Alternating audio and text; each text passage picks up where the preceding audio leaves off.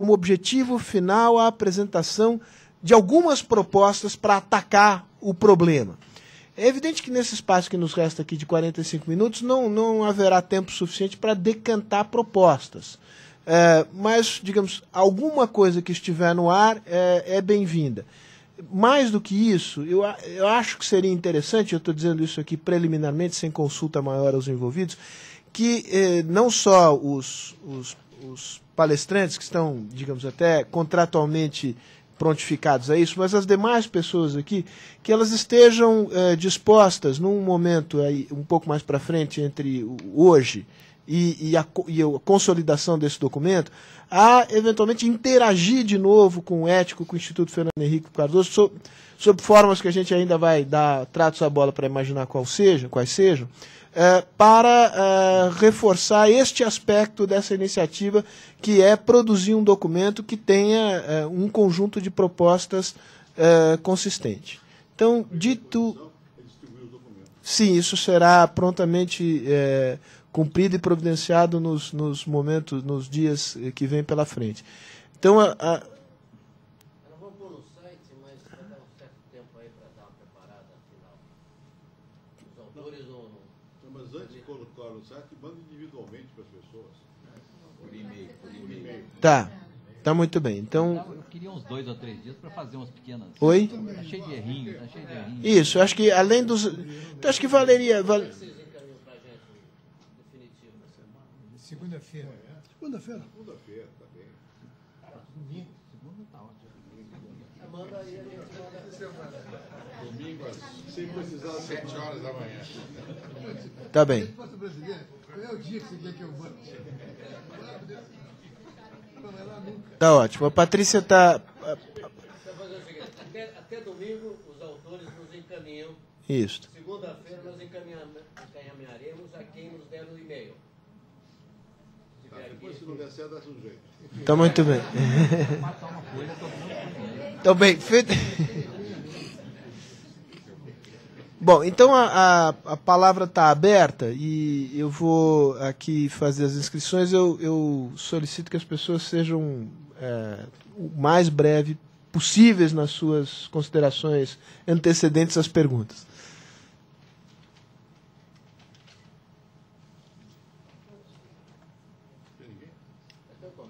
O silêncio de estourar os tímpanos. Samuel, Eu vou. Alguém quer começar? André. Hã? Samuel, acho que isso. Um certo pessimismo que ronda uma discussão como essa, mas de um certo ponto de vista me parece que é o contrário. Quer dizer, diversas falas me parecem mostrar um enorme processo de democratização da sociedade. Quer dizer, num certo sentido, o que o Bolívar chamou de modernização robespierriana seria a soma de 2 movimentos. O movimento é um país que passou por uma transição demográfica sem a universalização da educação lá atrás, com um processo de urbanização. E que finalmente ele vai caminhando a um processo de democratização política que a gente vê de uns 15 anos para cá. Então, de certa forma, essa universalização das regras, ou seja, a gente tem uma sociedade hoje contratual e legal, ela não está funcionando bem, mas, de certa forma, ela está começando a funcionar para todo mundo, mesmo que seja do lado ruim. E eu acho que foi isso que o Zé Murilo e o Falcão nos mostraram. Hoje, qualquer um pode ser ilegal, nisso nós estamos nos igualando, tem um lado de democratização aí. Então, eu diria que a agenda, e essa é a pergunta que eu faço, tem 2 agendas. Uma agenda que ficou da última apresentação, Roberto da Mata, que é a agenda da educação, que é a grande tragédia nossa, foi o nosso grande erro histórico, e que esse erro é tão grave que ele está entrando dentro da casa das pessoas.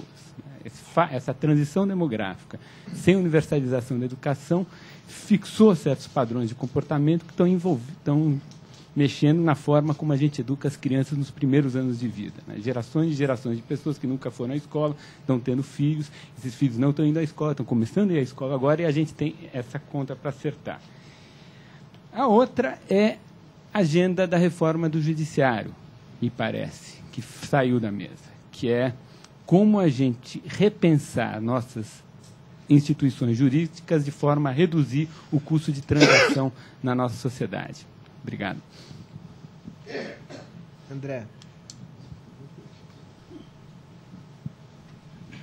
Não, as minhas observações estão um pouco na linha que o Samuel também colocou. Eu senti dos quatro essa ideia do fenômeno de uma sociedade que se urbanizou muito rapidamente, o Estado, o mercado não atenderam e criou-se um fosso aí que a transgressão acaba sendo a forma de adequação. E comentou-se muito também da questão da lealdade com relação à lei. Quer dizer, um comprometimento das pessoas com relação à lei.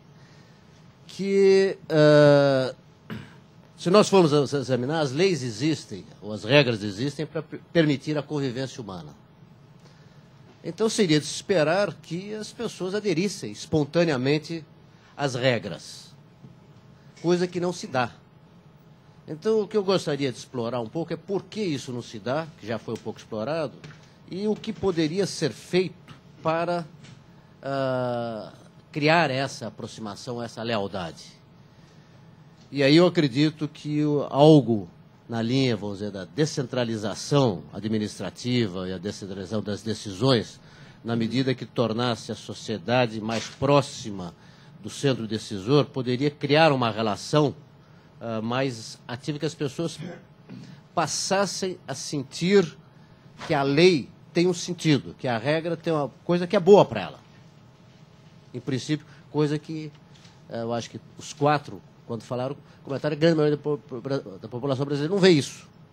Quer dizer, nem essa massa que veio do campo para a cidade, nem a classe média que sente que paga os impostos e não recebe nada em troca, apesar de receber. Então, esse desequilíbrio, que eu acho que está muito na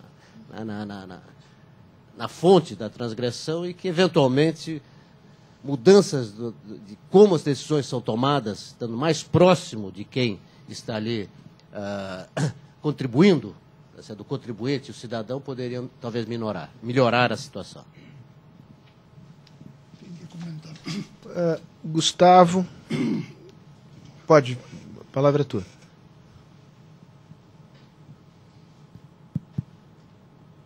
Eu fiquei encorajado aqui a fazer um comentário a partir do que o Roberto falou sobre inflação e a saúde da moeda. Inflação como uma espécie de alegoria, uma doença similar a essa de que aqui se trata. Acho que tem dois aspectos do tratamento da outra doença que talvez mereçam alguma reflexão aqui por parte dos painelistas. O primeiro é o exemplo e o segundo é a questão do incentivo econômico. Outra coisa que talvez acho que precisasse um tratamento melhor, ou melhor, merecesse mais pensamento aí, é o assunto dos incentivos econômicos. Vejo tratado às vezes com um certo desprezo essa coisa de que ao fim das contas a transgressão envolve um cálculo econômico objetivo. Na linha das New Economic History americana, alguém seguramente fará um trabalho econométrico e provará, nas suas equações, que a transgressão é racional, tipicamente porque ela maximiza lucro ou porque o payoff da transgressão é inferior ao custo. E esse cálculo já deu prêmio Nobel a pessoas. Tem uma literatura denominada Crime and Punishment. Não é tanto aqui o assunto crime em si, embora o assunto drogas tenha aparecido, mas eu acho que o aspecto mais preocupante, inclusive do ético, não é o negócio ilícito, mas é o negócio lícito no Brasil, que recorre à transgressão como um acessório, uma forma de alavancar seus ganhos, e que não é necessário para a existência deste negócio. Não é comércio de drogas. Tem fábrica de cerveja que sonega e que não precisava. Não é isso? Isso tem a ver com cálculo econômico. Não é nenhum grande problema profundo sociológico. Então, Boris, e aí volta para mim. Bom, primeiro uma observação geral. Acho que é um passo bastante importante essa reunião, porque nós, afinal de contas, estamos em torno de um tema que é muito difícil de tratar, mas que está na agenda e que há não muito tempo seria considerado uma filigrana pequeno-burguesa e formal. Então, eu acho que se avançou muito e isso responde a um desejo, pelo menos, de camadas letradas da sociedade. Alguém disse, se não me engano foi o Zé Murilo, que preferia, sem dúvida nenhuma, a expressão transgressão do que a expressão corrupção.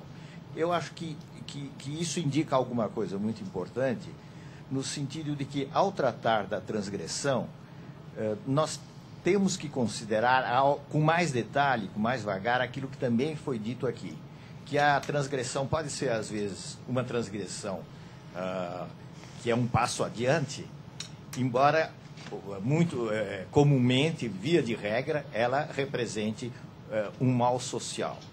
Então, para não me alongar, quando nós temos diante de um quadro que tem um emaranhado burocrático que o Joaquim Falcão apresentou aqui, não é? Eu diria que em São Paulo isso não existe porque o despachante resolve. Eu acho que os despachantes cariocas não são tão bons assim, não é? Mas quando a gente tem... Os compradores daqui são mais ricos do que os... Talvez. Quando nós temos uma situação dessa natureza, algum tipo de transgressão é inevitavelmente uma defesa do cidadão. Então, eu acho que a gente tem que repensar essa coisa, pensar um pouco esses conceitos, sem rigidez, para não cair na ideia, cara aos nossos amigos americanos, da tolerância zero. Nesse país, tolerância zero não dá. Sugiro que a gente faça aqui um pouco pela vontade de cada um responder, mas para a gente ter um princípio aqui, voltando pela ordem, Bolívar, Zé Murilo, Joaquim e da Mata. Evidentemente, quem se sentir, enfim, concernido nas perguntas aqui. Bolívar. Vou tentar ser breve. Uma delas foi dirigida diretamente a mim. Está funcionando isso? Eu queria aproveitar um minutinho só para fazer uma ou duas pontualizações. Ouvindo os meus colegas, agora ouvindo as perguntas, a respeito dessa situação difícil no Brasil, em que há um oceano de... Vou usar oceano, veja aqui. Um oceano de problemas, transgressões, criminalidades, etc., e algumas que incidem diretamente na economia. O que eu acho que faltou um pouco foi a ideia de que as transgressões e as violências não são apenas interclasses, mas intraclasses. Algumas das piores são intraclasses. Pobre rouba pobre e assim vai.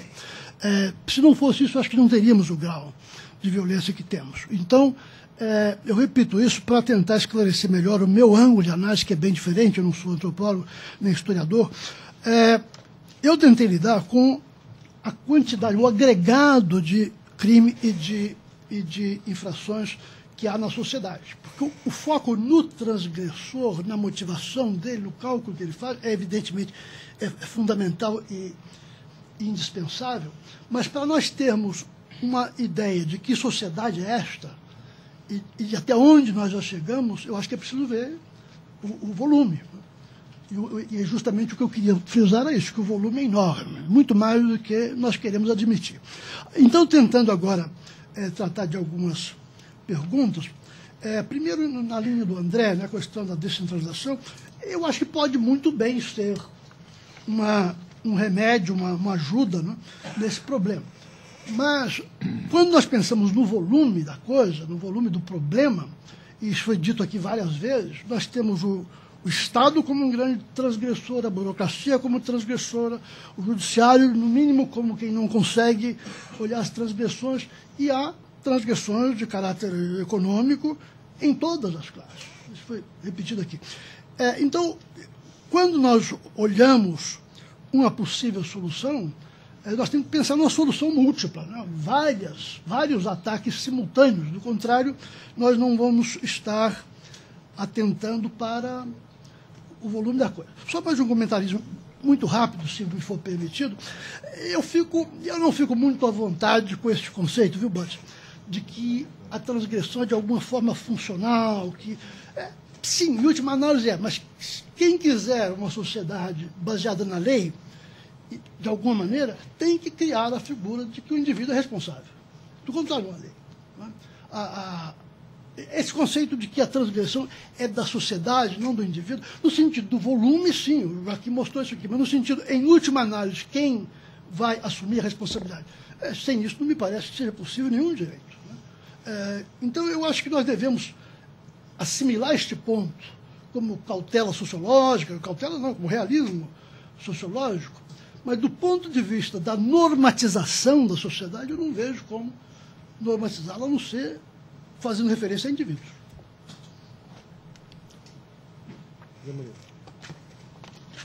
Eu também, muito rapidamente, Samuel, na parte de democratização, nós demos poucos exemplos aqui positivos, mas há vários, né? Eu creio que não só o real, mas eu creio que a própria crise energética na época do governo do presidente Fernando Henrique mostrou uma disposição da sociedade de colaborar assim, né, muito fortemente quando viu que havia um esforço do governo de resolver o problema.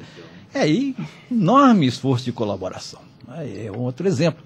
Eu mencionava também o Rio de Janeiro, a cidade é porca, você entra no metrô, é limpíssimo. É o mesmo cidadão que está lá, que ele está num ambiente diferente, tem gente ali que está fiscalizando, tem polícia, tem tudo, a pessoa colabora imediatamente. Então, mais para mostrar que realmente isso é algo que é reversível, é possível reverter isso, não é uma condenação nossa. Certamente educação e judiciário, reformas, sem dúvida estariam na pauta, a meu ver, sem dúvida, de reformas. André, eu creio que uma das coisas que eu tentei mostrar é que, no que se refere digamos, à classe pobre, ao povão, uma das razões de falta de lealdade é essa, não tem acesso à lei. Vai ter a lealdade o quê? Uma coisa que só aparece no negativo? Não tem lealdade a isso. Então, acesso ao judiciário a médio prazo é algo que também tem que ser trabalhado com muita intensidade. Gustavo, eu gostei muito da ideia do Estado. O Roberto nunca estudou isso. O Estado malandro. Né? O Estado moleque, o Estado malandro. E isso é algo importantíssimo na legislação. Quando a pessoa vê que está sendo enganada, né, em questão de impostos, uma série de taxas foram introduzidas e nunca foram devolvidas ao cidadão ao longo da história nossa. Isso é tudo, o Estado está roubando, né, o cidadão. Então é um Estado esperto no sentido Gerson, né, gersoniano, quer dizer, de malandragem. Claro que isso eu acho que é um ponto interessantíssimo, acho que isso para o Roberto, né, trabalhar, é importante. E é claro também, quando o crime compensa, não há como resolver. Evidentemente que eu tenho dedicado minha vida a isso nos últimos anos e tudo. E é fundamental. E eu sou otimista. Eu acho que se você comparar 10 anos atrás, não se falava de judiciário nesse país, na mídia, na imprensa, nem nada. E foi uma estratégia deliberada de, por exemplo, afastar os advogados, colocar novos atores discutindo a reforma. Quando se colocou novos atores discutindo a reforma de alguma forma começa a acontecer. Na análise que o Conselho Nacional de Justiça é criado, a súmula vinculante, tetos, etc. E tal, tudo. Nessa análise, e na experiência nossa, mostra que nós temos 2 obstáculos principais. De primeiro, a transgressão em si, ou a ilegalização, ela tem 2 momentos. Tem um momento do rule of law, quer dizer, do comando da lei, que a justiça aplica. Mas que law é essa?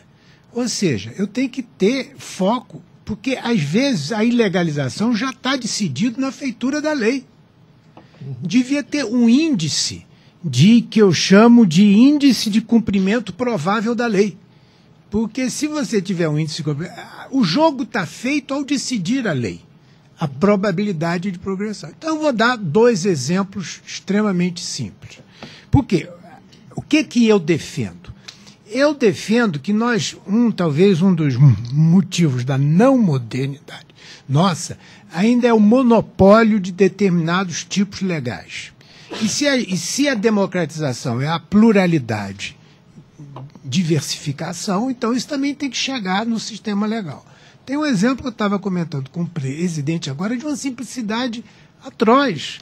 Mas se a gente olhar para esse exemplo, está lá embutido a possibilidade, que é o seguinte: antes, há 8 anos atrás, ou 12 anos atrás, você não podia ter trabalho voluntário.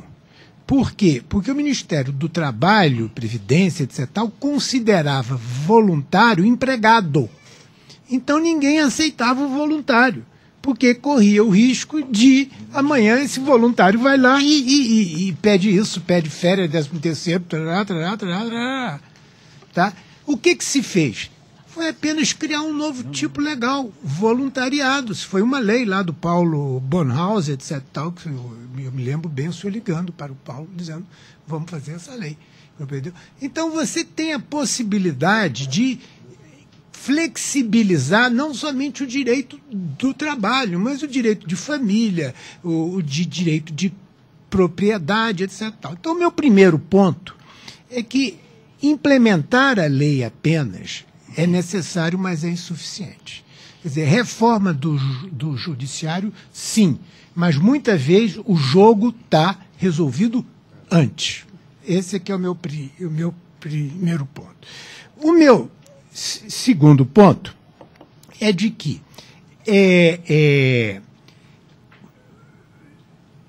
se você não pensar nesse processo, todas as experiências de sucesso na implementação da lei ou esbarra na demanda reprimida, que são os juizados especiais.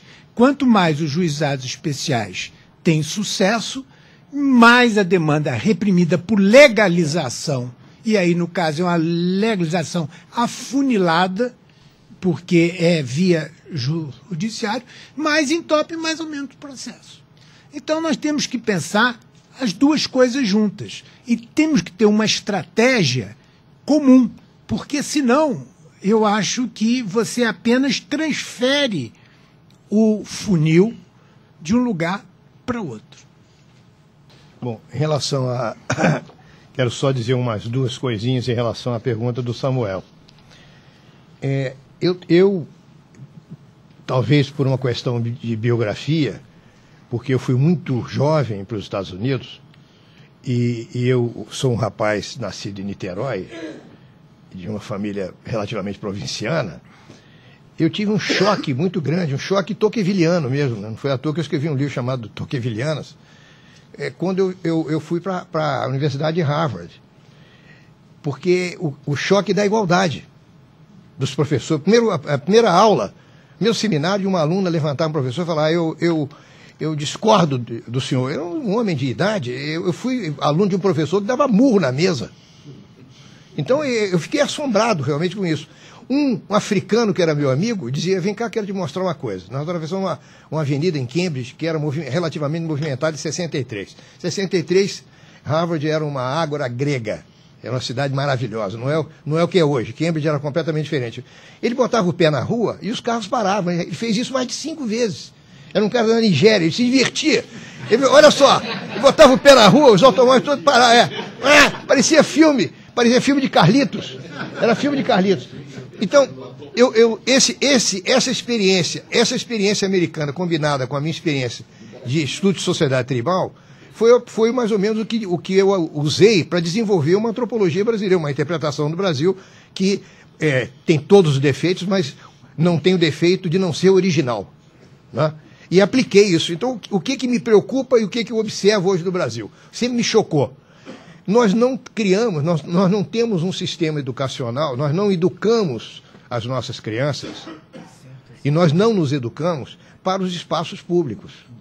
Então, o que acontece? Tem situações privilegiadas. Uma situação privilegiada em qualquer sociedade moderna, de mercado, democrática, liberal, é evidentemente a moeda. Nós atacamos isso de uma maneira tranquila. não fizemos revolução, não houve não foi preciso fazer uma revolução, ninguém foi preso, foi negociação. E se fez um plano real, e se funcionou. Lei de responsabilidade fiscal, e funcionou. Entendeu? E mais, todo mundo está sujeito a essa lei. Já respondendo um pouco o que passou pelo Gustavo. Né? Porque o exemplo vem de cima, é simples. O exemplo é o quê? O exemplo é que o governo, a coerência do governo em relação a determinadas políticas públicas é fundamental. Né? Um governo democrata que hoje congrega a maioria de pessoas que sofreram o exílio político, né? Deixar que 2 pugilistas cubanos voltem para a ilha, a mim me pareceu uma coisa execrável. Execrável. Agora, não sei como é que aparece para o povão, mas para mim, quer dizer, isso não pode, essas coisas não podem acontecer. Então, se tem um governo que diz a mobilização, que o belo exemplo, o Zé Murilo lembrou bem, o apagão elétrico. Então, se você tem uma mobilização do governo imediata, a resposta é imediata. As coisas, isto é que a população brasileira está praticamente pedindo. No caso do espaço, o trânsito está pedindo uma campanha de cordialidade. Não há razão para a gente dirigir com tanta agressividade. Nós temos um estilo de dirigir que é criminoso. Eu estou estudando isso no Espírito Santo. Eu acho que vai funcionar, porque nós estamos fazendo pesquisa para saber como é que é a cabeça dos motoristas, para depois fazer a campanha. Não é? Que deveria ter sido feita na época que se fez o Código de Trânsito novo, mas a gente não fez. Esse descaso pela sociedade entra, só para entrar numa outra parte que também é importante, que é a pergunta do André. A relação entre a lei, não é, e a sociedade, que na realidade é o debate clássico entre a sociedade e o Estado.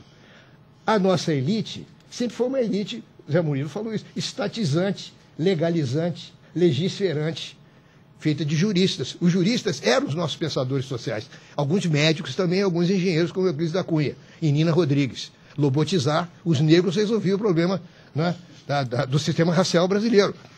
Então, essas soluções finais só começaram a ser apreendidas pela elite brasileira, na realidade, nos últimos 15 anos. E agora estão sendo reaprendidas a duras penas por pessoas que já entravam na arena com opiniões definidas sobre todos os que é o grande aprendizado que nós estamos vivendo hoje no Brasil. Não há possibilidade de você ter uma sociedade democrática baseada na igualdade, no axioma da igualdade, cívico da igualdade, se você não tem a disponibilidade de mudar de opinião, de concordar em discordar. Porque nós concordamos sempre, discordar, você já entra na mesa dizendo que não vai aceitar o assunto. Então, treinar, por exemplo, criança. Eu acho um absurdo os meus netinhos chamarem as professoras de tias. Depois a gente fala em privatização, o público está privatizado, as crianças aprendem na escola a chamar as professoras primárias. Não pode, o primeiro espaço público que a criança tem uma experiência, tem que aprender a entrar numa fila. A regra fundamental da democracia é simples. Quem chegou primeiro vai ser atendido. Tem que ensinar isso. Então nós temos que fazer um esforço. Essa que é a Revolução Brasileira que a gente não fez. Um esforço gigantesco de virar a nossa conduta de cabeça para baixo. Porque se nós não fizermos isso, a gente vai ficar fazendo reforma do Estado e lei até morrer.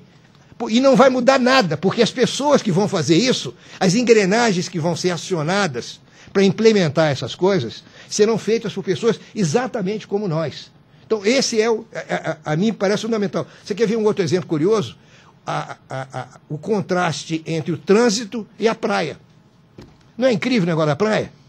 Você tem um espaço inteiramente aberto, público, relativamente igualitário, não é? Porque as praias não são privatizadas no Brasil, relativamente igualitário. Todo mundo briga no trânsito, o cara sai do automóvel xingando o outro, ele chega na praia, todo mundo está relativamente nu, o que eu acho que facilita muito. Facilita muito, que a condição. É um embrião de proposta. A condição substantiva, a condição fundamental de uma igualdade que nós brasileiros gostamos de ser bastante concretos, é a igualdade substantiva absoluta. Então todo mundo ali, você não sabe se o sujeito é governador, é deputado, é general, é diplomata, é professor. Todo mundo está ali na praia, as crianças estão brincando, as barracas dividem o espaço público, representam a casa, até a sombra da barraca o sujeito passa por fora. E isso numa sociedade que tem uma classe média arrogante. Eu tinha proposta para estudar isso. Fiz uma proposta para estudar, não consegui financiamento, porque o cara já estudou carnaval, agora vai estudar praia, pô. Caso do Gustavo. Só queria te lembrar o seguinte, gostaria até que você, se pudesse ler, a gente se encontrava depois para discutir, para conversar. Eu escrevi, num livrinho chamado Conta de Mentiroso, um artigo que eu apresentei até em Campinas. Ninguém entendeu nada na plateia, porque era gozado. Naquela época não era, em Campinas. Que era a matriz social da inflação. E que eu tentava demonstrar que a nossa tolerância com a inflação é porque nós, na realidade, vivíamos numa sociedade hierarquizada em que as moedas sociais já eram diferenciadas antes mesmo da gente ter noção do que era uma moeda no sentido moderno de mercado da palavra. Nós vimos uma sociedade que os escravos transacionavam. Era uma sociedade de círculos econômicos, de troca, diferenciados, desde o seu início. E a dificuldade era exatamente criar, não é, um sistema de troca universal, que foi feito com o Plano Real.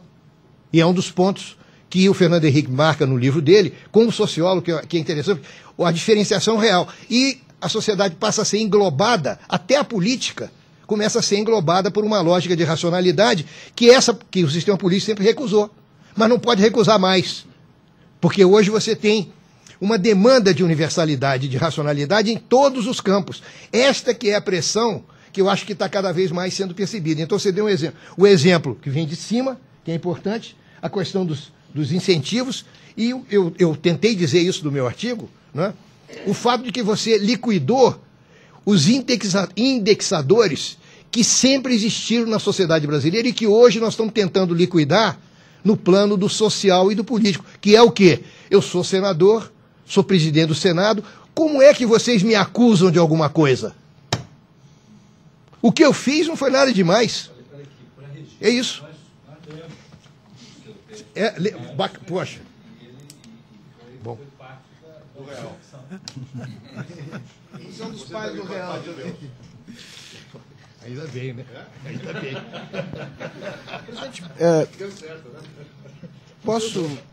Posso, antes de passar também... Bom, o senhor fala primeiro, depois... O senhor faz o coroamento de tudo. Por enquanto é república. Não vamos começar com o negócio de monarquia, que já começa a complicar. É república. Não, é coisa simples. Primeiro eu acho que é muito significativo o tipo de discussão que nós estamos tendo aqui, que já é indicativo que as coisas já mudaram. Estão mudando e já mudaram, porque é uma preocupação que não existia. Explicar essas desigualdades, explicar a transgressão, explicar tudo isso. Agora, o pano de fundo, não preciso repetir, vocês já puseram aí, e colocaram de mil maneiras, o Bolívar colocou robesianamente, criamos uma sociedade, não é, que é uma coisa agressiva, não sei o quê, mas o fundamento de tudo foi dito pelo Murilo e por todos os demais. Urbanização, rapidez do processo demográfico. Bom, as causas estão aí.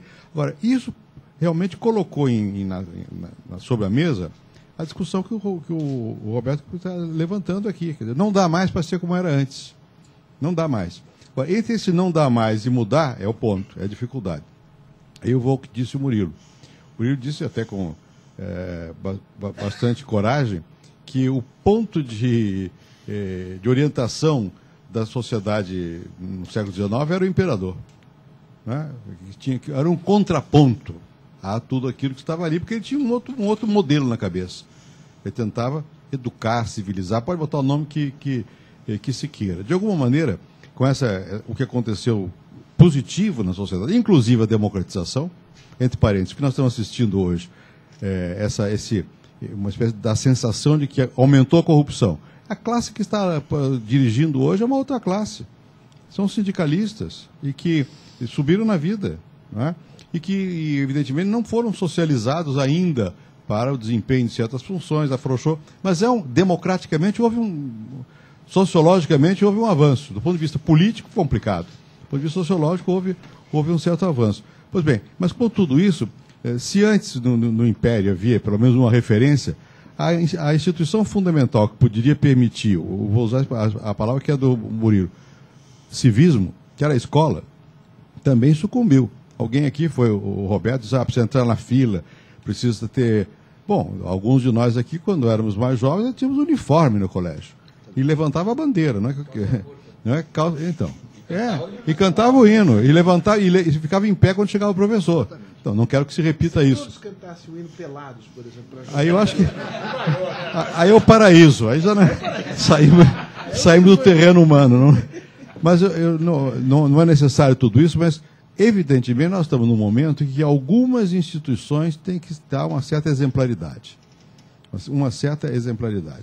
E também nós podemos imaginar que nós vamos reformular tudo, não é assim. Tem que pegar os pontos que são centrais. Por exemplo, eu acho que na questão política, na questão prática, para refundar os procedimentos, é essencial pregar e tentar aprovar o voto distrital. É mais fácil aprovar o voto distrital para cidades, para vereadores, porque eu tenho insistido tanto nisso, porque é um caminho viável. Não adianta pedir o que é inviável. E isso pode progressivamente contaminar o resto do sistema. Né? Não dá para mudar tudo. Mas isso depende de alguns comportamentos de exemplaridade. O miolo da questão desse ângulo, vocês dois colocaram aí, vocês todos, é verdade, mas o Roberto agora com mais ênfase. Que é como é que você vai criar, no fundo, fazer uma sociedade baseada na ideia de igualdade. Que nós não temos essa ideia introjetada em nós. Não há respeito à lei, porque nós não acreditamos na lei. Não acreditamos na igualdade nem perante a lei, quanto mais o resto. Esse eu acho que é o miolo da questão. Não adianta fazer o decreto. A nossa Constituição já diz isso. Não adianta nada, porque nós não procedemos dessa maneira. Nós não procedemos assim. Bom, então isso é uma questão de cultura, uma questão de como é que você muda a cultura, como é que você cria focos de mudança e que não vão ser globais, mas tem que haver alguns focos. E, simultaneamente, aí eu acho que o Joaquim foi muito claro em dizer, olha, há o que fazer também do ponto de vista da construção institucional, inclusive da construção legal, como é que faz o processo de execução legal, tem e evitar essa condenação, que você disse que é verdade, a ilegalização. Alguém perguntou, no caso, ninguém escapa de processo exercendo a vida pública. Por exemplo, como diziam, como uma gosta de repetir, o pior é o que é imprevisível que vem do passado. De repente, acontece uma coisa. Agora, recentemente, eu acho que o Gustavo escapou dessa, mas eu, o Malan e não sei mais quem, agora, semana passada ou retrasada, outro processo porque foi contingenciada uma verba. Uma verba do orçamento foi contingenciada porque era necessário. Então, agora um procurador qualquer, olha, isso aí é ilegal. E evidentemente, tem que mostrar. Aí, como a nossa lei é ambígua, também vou mostrar o contrário. Não é legal, não. Então, não vai dar em nada. Mas vai criar toda essa... Vai enriquecer advogados, vai criar toda essa questão. Então, efetivamente, é preciso haver um certo esforço também nesse plano. Eu acho que aí o Joaquim tem toda a razão. E há o que fazer. Há o que fazer. Não é uma coisa sem resultado. Não. Há o que fazer. Não precisamos repetir os mecanismos que ele mencionou aqui, de como é que é possível criar vou usar a palavra de uma flexibilização do sistema legal para novos casos, para legalizar novos casos, sem imaginar que vai mudar a lei fundamental da propriedade, porque aí não vai mudar nada. Você tem que criar e ir incorporando sucessivamente, com uma certa modéstia. Não dá para resolver tudo de uma vez, não dá. Se de algum pecado eu acho que nós fomos culpados no meu governo, foi que nós tentamos mudar demais. Por exemplo, na Previdência. Quer mudar tudo, não muda nada. É uma dificuldade imensa. Os nossos amigos economistas queriam que eu mudasse mais ainda. É difícil, mas você pode introduzir certos mecanismos. Você disse a questão do juizado de pequenas causas. Isso funciona. Né? São mecanismos pequenos que vão funcionar. Você mencionou a questão do voluntariado. Assim, uma imensa quantidade de situações concretas que podem ir sendo resolvidas. Mas, para isso, eu acho que a fase que nós estamos, é muito importante que esse tipo de discurso se legitime. Porque disso se trata. Nós estamos indo no plano da cultura. Tem que legitimar esse tipo de discurso. A tradição nossa, dos dois lados, da esquerda e da direita, não é assim, é da rigidez, é do tudo ou nada. É aquilo que o Murilo disse aqui. Se você for um pensamento conservador, você vai dizer, não, o moralista é o denista, é a pessoa. O outro quer... Não, quando a classe operária chegar ao paraíso, nós vamos resolver tudo. Não é nem uma coisa nem outra. E termino usando o que o Roberto disse sobre o Hirschman, que eu acho que é um dos pensadores mais úteis para a gente entender do que se trata. Como é necessário criar um espaço de aceitação do outro, de tolerância. Não é tolerância zero, mas é o contrário, aceitar divergência, que não é tão fácil assim, e ter não entrar na discussão já com o resultado. Você tem que entrar na discussão aceitando que você pode mudar de posição. Aqui é o oposto do que é considerado como correto. O correto é você já ter um ponto de vista... Não, tudo bem, eu parto do meu ponto de vista, eu não chego ao final no meu ponto de vista. Né? E isso vai depender, evidentemente, de comportamentos de certa exemplaridade. No momento, nós estamos num mau momento. Não obstante, o que está acontecendo no tribunal, no Supremo Tribunal, é importante. Eu concordo com o Murilo. Provavelmente no tempo não vai dar, não há tempo de mudar tanta a cultura para que isso ocorra. Não obstante, se não fosse provavelmente o que aconteceu com o jornal O Globo, talvez nós não tivéssemos tido os resultados que temos no tribunal hoje. Por paradoxal que possa parecer. Não adianta discutir se foi invasão de privacidade, não foi, espaço público, Não, teve um efeito muito grande, e o fato do tribunal tomar a decisão inicial não é nada, ele apenas aceitou a denúncia. Né? É importante, isso tem um certo desdobramento. Ou seja, e aceitou porque a sociedade já está mudando o modo de encarar essas questões. Então, acho que nós já estamos num lado que é um lado mais otimista do que pessimista. Deixa eu agregar algumas considerações ao que o presidente disse e, evidentemente, se houver alguém aqui que queira fazer perguntas, por favor, se apresente.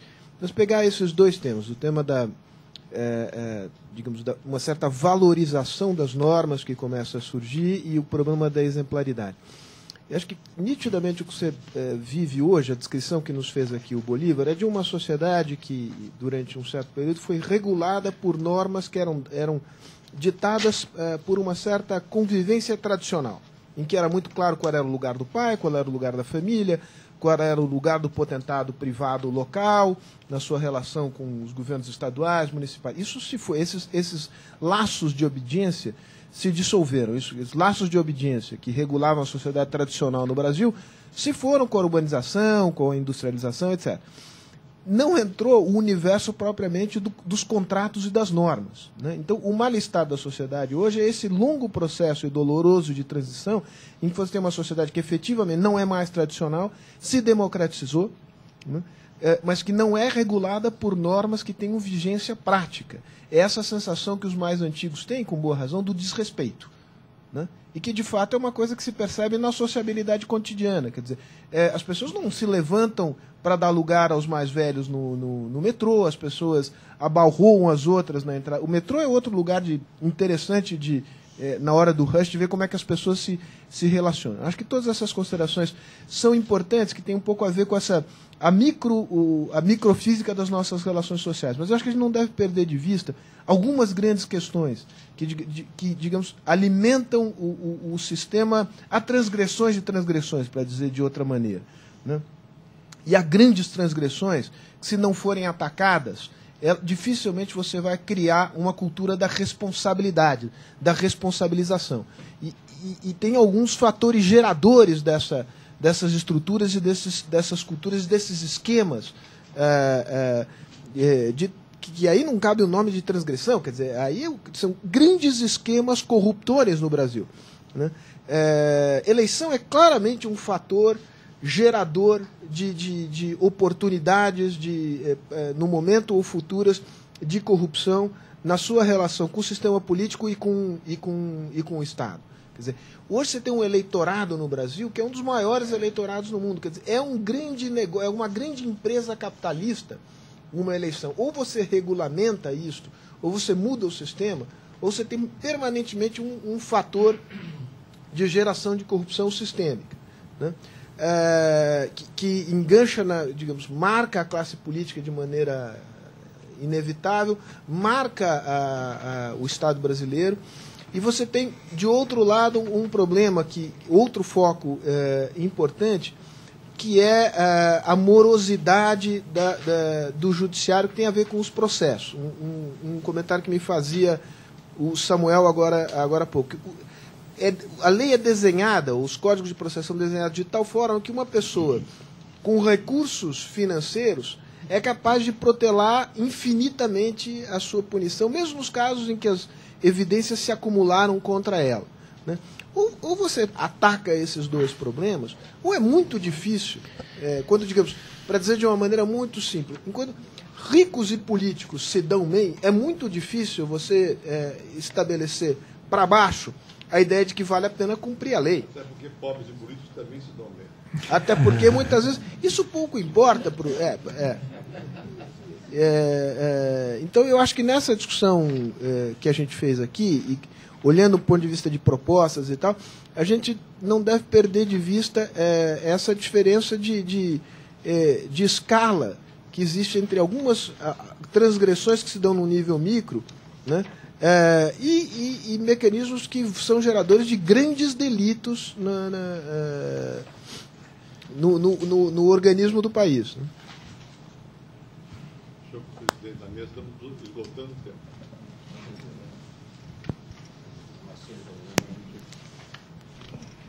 Não, eu gostaria aqui um pouco, em nome do Ético, ressaltar mais uma vez o nosso agradecimento ao Instituto Fernando Henrique Cardoso, nas pessoas do nosso presidente e do Sérgio Fausto, por essa iniciativa de hoje. Acho que isso faz parte de uma cultura nossa, que é uma cultura na Ético de fazer parcerias com parceiros que possam realmente se unir a nós para enriquecer, digamos, o debate.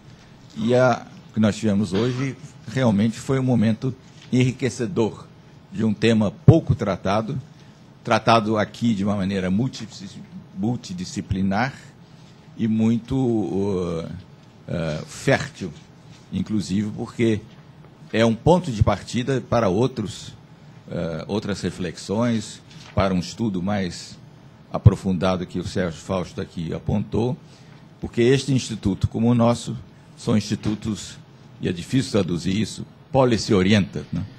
Em português não daria, porque seria orientado para a política, quando não é isso. Para a polícia. Mas... Não sei se é pior ou melhor.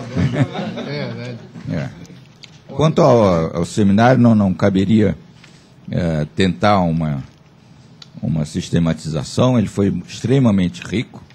Eu acho que apenas é possível, no futuro, também juntar alguns outros conceitos, por exemplo, da reciprocidade.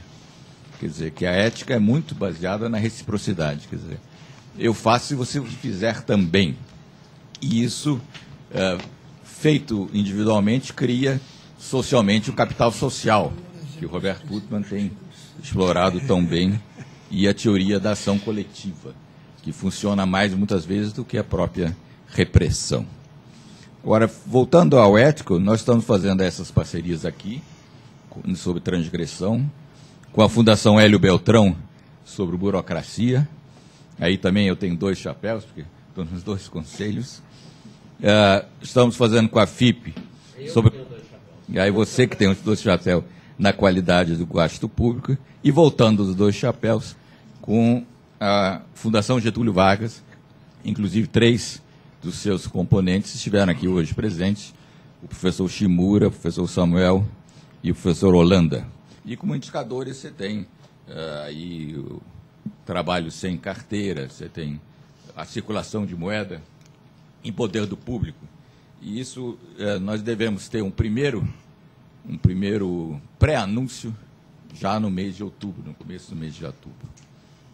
E acho que isso é muito interessante porque justamente pode inspirar também as políticas públicas que levem a uma correção desses desvios. A informalidade, muitas vezes, como foi dito aqui pela Bolívar, é muito função até das necessidades. Quer dizer, nas empresas isso é claríssimo. Nós temos 10 milhões de empresas informais no Brasil. E como disse uma vez o presidente do SEBRAE, no seu tempo, se essas empresas se formalizassem, elas morreriam. De modo que é uma, digamos assim, um imperativo da realidade. Mas o que é muito importante, e acho que foi aqui ressaltado, é que nessa sessão nós nem caímos, voltando a Hirschman, a fracassomania, nem o ufanismo, né? O ufanismo de Afonso Celso, o Afonso Celso que se gabava de seu país, nem do Afonso Celso moderno, que se ufana do seu governo e de si mesmo, né?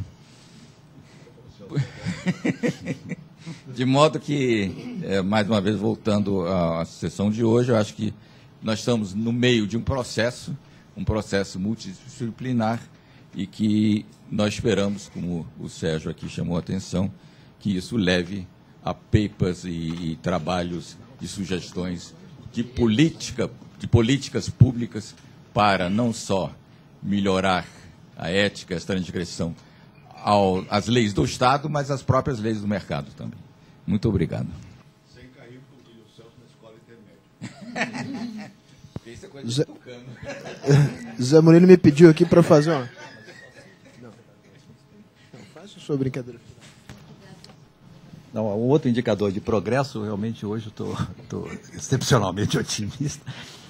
Eu fiquei muito confortado com o elogio que o presidente fez a Dom Pedro II, porque ele me confessou na hora do almoço que ele descende de um regicida. O bisavô dele queria matar o Dom Pedro II, né? Queria fuzilar o Dom Pedro II.